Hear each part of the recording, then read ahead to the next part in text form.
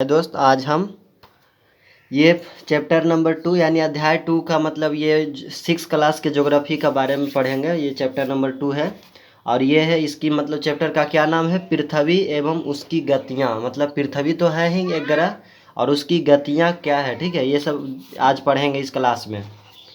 तो यहाँ पे सबसे पहले दिन और रात की चर्चा है।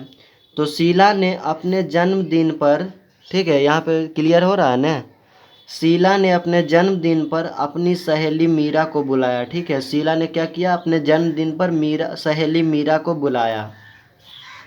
उसने नई ड्रेस पहनकर मीरा से पूछा, ठीक है, किसने, शीला नई ड्रेस पहनकर किससे पूछा, मीरा से पूछा। ठीक है, बताओ तो मेरी ड्रेस कैसी लग रही है।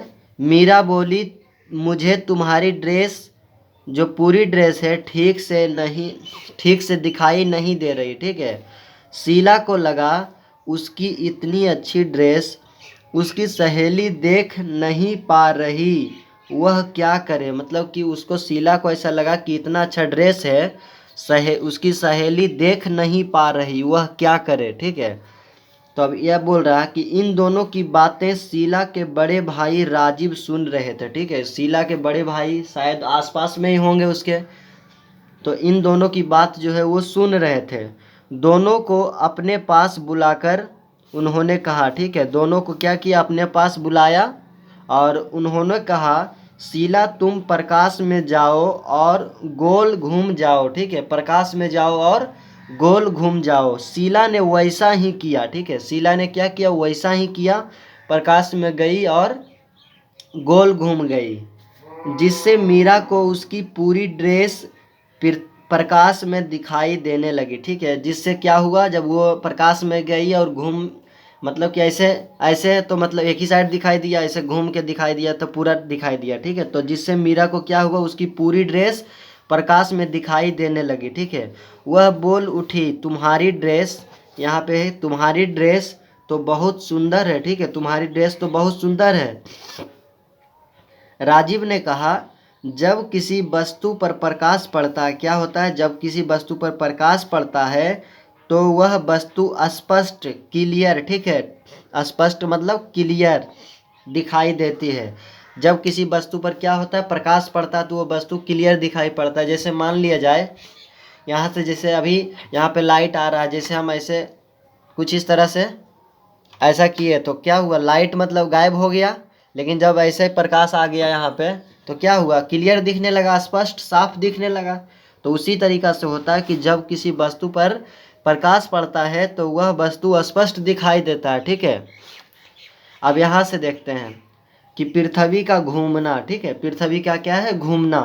राजीव ने कहा, शीला जिस प्रकार अभी तुम प्रकाश के सामने गोल घूमी, घूमने से तुम्हारी ड्रेस के जिस हिस्से पर प्रकाश पड़ा उससे ड्रेस का भाग दिखाई देने लगा। ठीक है, क्या हुआ, दिखाई देने लगा। ठीक उसी प्रकार पृथ्वी भी घूमती है और इसके जिस हिस्से पर सूर्य का प्रकाश पड़ता है वह हिस्सा हमें दिखाई पड़ता है। ठीक है, अब यहाँ से फिर से समझते हैं कि जब मतलब यहाँ पे शीला, मतलब जो शीला, राजीव कहा, राजीव ने आगे कहा कि शीला जिस प्रकार तुम अभी प्रकाश के सामने गोल घूमी ने, घूमने से तुम्हारी ड्रेस के जिस हिस्से पर प्रकाश पड़ा उससे ड्रेस का भाग दिखाई देने लगा।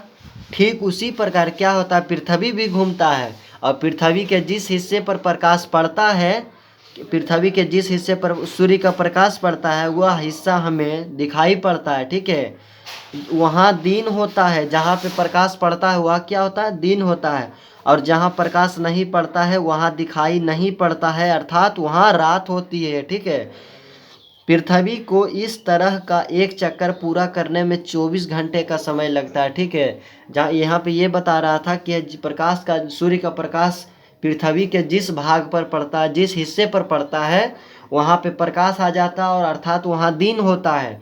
और उसी समय मान लीजिए जैसे भारत में अभी मतलब कि दिन है ना, तो इसी समय अभी अमेरिका में क्या होगा, रात होगा। ठीक है, तो ये ध्यान देना है आपको। और वही बोल रहा था कि पृथ्वी को इस तरह एक चक्कर पूरा करने में कितना टाइम लगता है, 24 घंटा टाइम लगता है, ठीक है।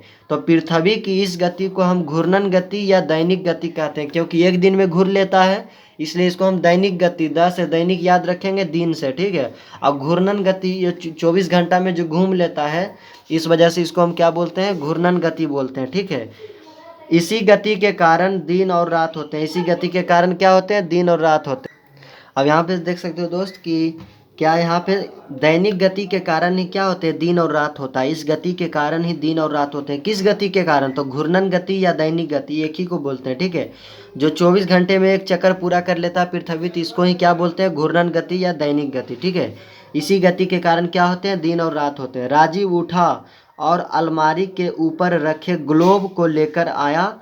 उसने उसे घुमाकर बताया कि जिस प्रकार ग्लोब घूम रहा है, ठीक उसी प्रकार पृथ्वी भी घूमती है, ठीक है। जैसे ग्लोब क्या है, पृथ्वी का एक नमूना है। जैसे मान लिया जाए कि आप दुर्गा पूजा में चाहे कोई भी मेला में कुछ मतलब ये खिलौना टाइप के खरीदते हो ना, तो मान लो कि वो ग्लोब भी एक तरह से पृथ्वी का खिलौना है, ठीक है।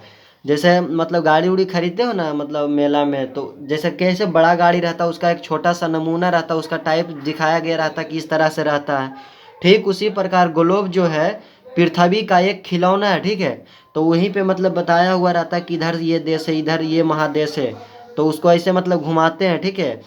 और क्या बोला कि ठीक जिस तरह से ग्लोब घूमता है उसी प्रकार से पृथ्वी भी घूमती है। उन्होंने उत्तरी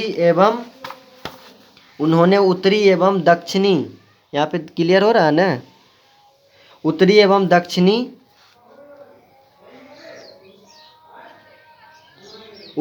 दक्षिणी ध्रुव को ग्लोब पर दिखाते हुए बताया कि उत्तरी ध्रुव को दक्षिणी ध्रुव से मिलाने वाली काल्पनिक रेखा अक्ष है, ठीक है।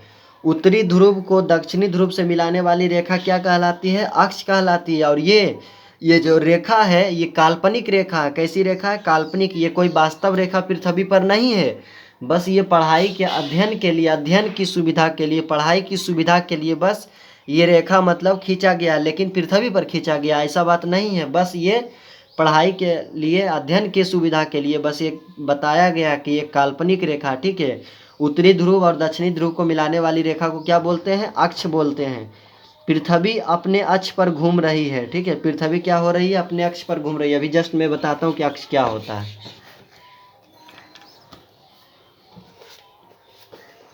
एक सेकेंड।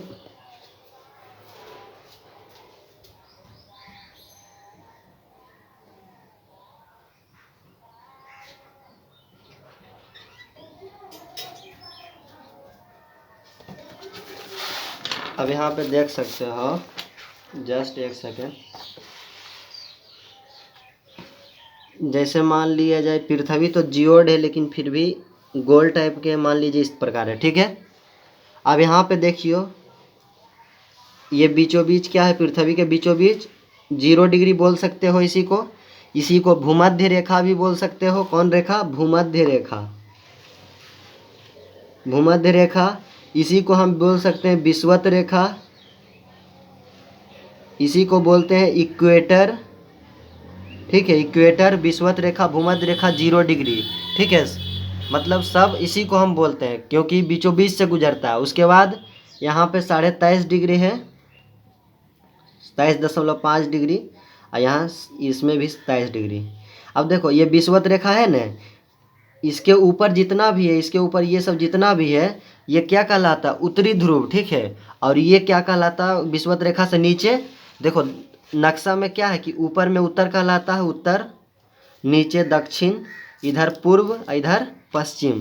तो ये मान लिया जाए कि क्या है, विषुवत रेखा, इसके ऊपर उत्तरी, तो उत्तरी ध्रुव हो गया, ठीक है। और ये दक्षिणी ध्रुव, या फिर हम बोल सकते हैं तो ये दक्षिणी ध्रुव को, तो यहाँ ये ध्रुव ये हो गया, ठीक है। ये ध्रुव है, जब लास्ट में होता है ना, ये जैसे इसको हम उत्तरी गोलार्ध बोलेंगे, गोला है तो गोला का अर्ध यानी आधा, इसको हम गोलार्ध बोलेंगे। और ये इसको भी गोलार्ध, यानी उत्तरी गोलार्ध, दक्षिणी गोलार्ध। उत्तरी गोलार्ध के सबसे ऊपर में ये है, क्या है, ये क्या है, ध्रुव है, उत्तरी ध्रुव। और यहाँ पे दक्षिणी ध्रुव, यहाँ पे बर्फ जमा रहता है, ठीक है। तब यहाँ से यहाँ से यहाँ एक रेखा खींचा गया, ये काल्पनिक रेखा, ठीक है। उत्तरी ध्रुव को दक्षिणी ध्रुव से मिलाने वाली रेखा को क्या बोलते हैं? अक्ष बोलते हैं, ठीक है। इसी को अक्ष बोलते हैं। और पृथ्वी जो है अपने अक्ष पर क्या हो घूम रही है, अपने अक्ष पर ही घूम रही है, ठीक है। ऐसे ऐसे घूम रही है, ये आपको ध्यान देना है।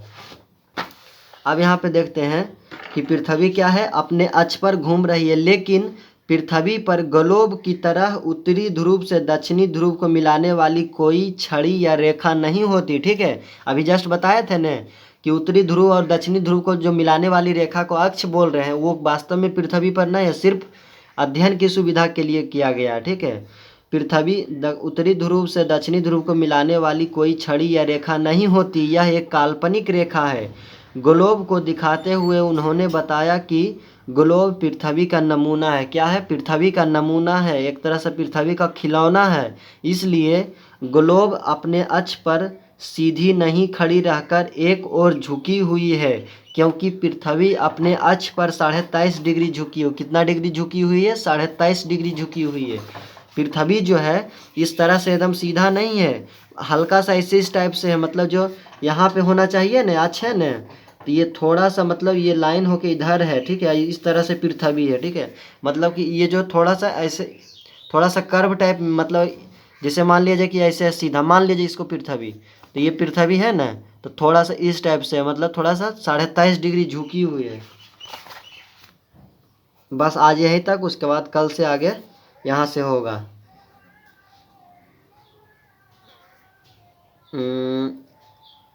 खेले ग्लोब का खेल, यहाँ देख लेते हैं। बस एक ग्लोब लीजिए, इसे कक्षा में इस प्रकार रखिए कि इसके आधे भाग पर प्रकाश हो और उसके पीछे के भाग पर छाया रहे, ठीक है। इस प्रयोग को मोमबत्ती या टॉर्च की सहायता से कीजिए। ग्लोब को प्रकाश की तरफ से धीरे धीरे किसी भी एक दिशा में घुमाएं और कॉपी पर एक और उन महाद्वीपों के नाम लिखें जो पहले उजाले में तथा उसी समय अंधेरे में थे। पुनः ग्लोब को घुमाकर उन महाद्वीपों के नाम लिखे जो अब उजाले की ओर आ रहे हैं। ये मतलब कल फिर से बढ़िया से ढंग से बता दिया जाएगा कि कैसे क्या होता है। और बाकी ये रहा कि अगर आपको वीडियो अच्छा लगता है तो इस वीडियो को लाइक, सब्सक्राइब एंड शेयर जरूर करें। चैनल से जुड़ें, सभी लोगों को जोड़ें, ठीक है। जय हिंद दोस्तों।